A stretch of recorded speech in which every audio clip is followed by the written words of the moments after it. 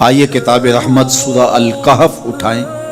اللہ تعالیٰ نے ایک واقعہ بیان کیا ہے حضرت موسیٰ اور حضرت خضر علیہ السلام کا، کہ حضرت موسیٰ علیہ السلام عزم مصمم کر کے جب چلے تو اللہ فرماتا ہے کہ ہم نے حضرت موسیٰ علیہ السلام کو جس بندے کی نشانی بتائی تھی وہ بندہ ان کو وہاں مل گیا۔ سفید چادر اوڑے حضرت خضر علیہ السلام وہاں لیٹے ہوئے تھے، تو یہ جا کے ان کے پاس کھڑے ہو گئے کہ حضرت میں آپ کی خدمت میں اس لیے آیا ہوں کہ اللہ نے آپ کو جو خصوصی علم عطا کیے ہیں میں ان کو سیکھنے کی غرض سے آپ کی چوکھٹ پہ آیا ہوں۔ کہا تم میرے ساتھ صبر نہیں کر پاؤ گے، معاملے مشکل ہیں، سفر دشوار ہے، منزل کٹھن ہے، اور میرے معاملات ایسے ہیں کہ تم اعتراض کرو گے اس کے بغیر تم رہ نہیں سکتے۔ حضرت موسیٰ علیہ السلام نے کہا اگر اللہ نے چاہا تو آپ دیکھیں گے میں صبر کروں گا اور آپ کے کسی حکم کی کسی کام کی میں نافرمانی نہیں کروں گا، کسی کام کا انکار نہیں کروں گا۔ کہا کہ اچھا شرط یہ ہے کہ جو میں کروں اس پر تم اعتراض نہیں کرو گے، سوال نہیں کرو گے، یہاں تک کہ میں خود ہی نہ بتاؤں۔ تو کہا کہ یہ شرط ٹھہری، میں کوئی بات نہیں کروں گا۔ فانطلقا، دونوں چل پڑے، دریا کے پار جانا تھا۔ جو کشتی کا مالک تھا، کشتی بان تھا، وہ حضرت خضر علیہ السلام کو جانتا تھا تو اس نے کرایہ بھی نہیں لیا، لیکن جب کشتی پر سوار ہوئے تو عصا مار کے حضرت خضر علیہ السلام نے کشتی کا ایک پھٹا توڑ دیا۔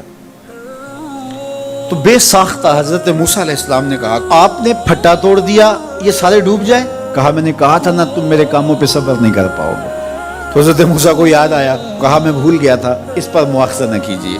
پھر دونوں چل پڑے، بچے کھیل رہے تھے، ایک خوبصورت لڑکا وہ بھی بچوں میں کھیل رہا تھا۔ حضرت خضر آگے بڑھے اور اس کی گردن مروڑ دی، اس کو قتل کر دیا۔ صاحب شریعت تھے حضرت موسیٰ علیہ السلام، نہ رہ سکے، پھر بول پڑے ایک جان کو بغیر کسی جان کے بدلے میں قتل کر دیا، اس نے گوایا کیا تھا ہمارا؟ آپ نے بہت ہی جو ہے وہ غلط کام کیا، یہ کام اچھا نہیں کیا آپ نے۔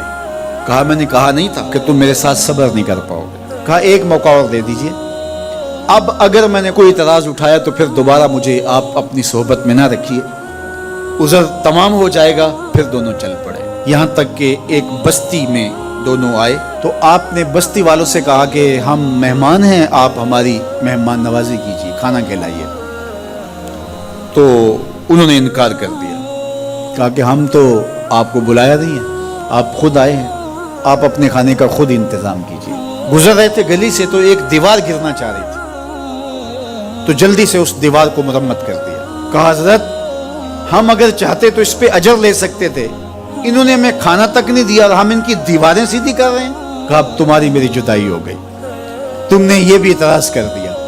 تو انہیں یاد آیا کہ وہ یہ بھی اعتراض ہو گیا، اب میں تمہیں بتاتا ہوں کہ یہ 3 کام میں نے کیوں کیے۔ اللہ اکبر۔ اب سنیے، قرآن ہمیں بتاتا ہے کہ ظاہری علم بھی ہوتا ہے لیکن کوئی باطنی علم بھی ہوتا ہے۔ کہا وہ پہلی بات کشتی والی سنو، یہ 2 مسکین بچوں کی کشتی تھی، ان کے گھر کا چولہا اس کی کمائی سے جلتا تھا۔ دریا کنارے کنارے ایک ظالم بادشاہ رہا تھا جو لوگوں کی کشتیاں چھین رہا تھا، ہم نے تھوڑا سا عیب لگا دیا، وہ ٹوٹی کشتی چھوڑ کے چلا گیا۔ اب وہ تھوڑے سے پیسے لگا کے کشتی مرمت کرا لیں گے، گھر کا چولہا جلتا رہے گا، بتاؤ اچھا کیا یا برا کیا؟ کہا رہی بات اس بچے کی جس کو ہم نے قتل کیا، اس کے ماں باپ مومن تھے، نیک تھے، صالح تھے، بچے نے بڑا ہو کے بہت برا ہونا تھا، ہم نے اس کو قتل کر دیا، اللہ اس کے بدلے ان کو بہتر اولاد دے گا۔ علماء تفسیر نے لکھا ہے اس بچے کے بدلے میں اللہ نے ان والدین کو ایک بیٹی عطا کی جس کی نسل سے 70 نبی پیدا ہوئے۔ دیوار کی کہانی بھی سن لیجئے، یہ شہر کے 2 یتیم بچوں کی دیوار تھی اور اس کے نیچے ان کا خزانہ تھا اور ان کا باپ بڑا نیک تھا۔ خزانہ دیوار کے نیچے ہے، دیوار گرنا چاہ رہی ہے، کسی معمولی دھکے سے گر جاتی۔ 2 ہی صورتیں تھیں، یا وہ بچے خود اپنا خزانہ اٹھا لیتے یا لوگ اٹھا کے لے جاتے۔ لوگ اٹھا کے لے جاتے پھر بھی ہاتھ میں کچھ نہ آیا، اور اگر وہ خود اٹھا لیتے تو بچے ہیں، بچپنے کی وجہ سے وہ اس کو اڑا دیتے۔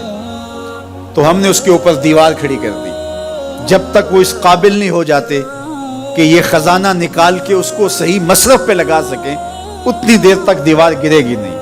اللہ اکبر۔ وہ کسی وجہ سے دیوار قائم رہے گی، اور جب وہ اس عمر کو پہنچ جائیں گے جس عمر میں وہ اس خزانے کو سنبھال سکیں گے تو پھر دیوار خود بخود گر جائے گی اور یہ خزانہ نکال کر کے اپنے کام پہ لے آئیں گے۔ میں جب پہلی مرتبہ اس کو جو ہے وہ غور کے ساتھ تلاوت کیا تو مجھے یہ لگا کہ اس کا انطباق پاکستان کے حالات پہ بھی ہو سکتا ہے، اس لیے کہ یہ بھی یتیموں کا سرمایہ ہے۔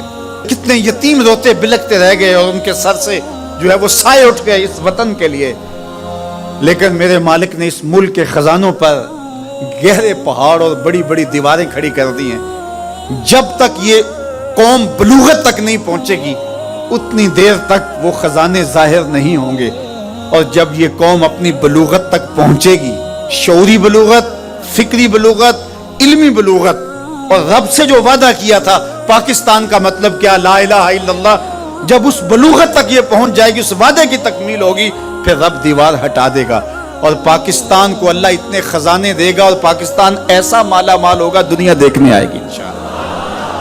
اس لیے رب نے دیواریں بنا کے رکھی۔ تمہارا باپ معین الدین چشتی بڑا نیک تھا، تمہارا باپ داتا گنج بخش علی حجویری بڑا نیک تھا، تمہارا باپ حضرت مجدد الف ثانی بڑا نیک تھا، ان کی وجہ سے میں دیواریں کھڑی کر رہا ہوں اور مضبوط حصار لگا رہا ہوں تمہارے خزانوں پر، اور وہ وقت آئے گا جب تم بلوغت کی عمر کو پہنچو گے دیواریں ہٹ جائے گی اور تمہارا وطن زمانے پہ مہکتے پھول کی طرح اور چمکتے ستاروں کی طرح اور روشن آفتاب کی طرح چمکتا اور مہکتا دکھائی دے گا، اور زمانہ پاکستان دیکھنے آئے گا، پاکستان دنیا کی قیادت کرے گا انشاءاللہ۔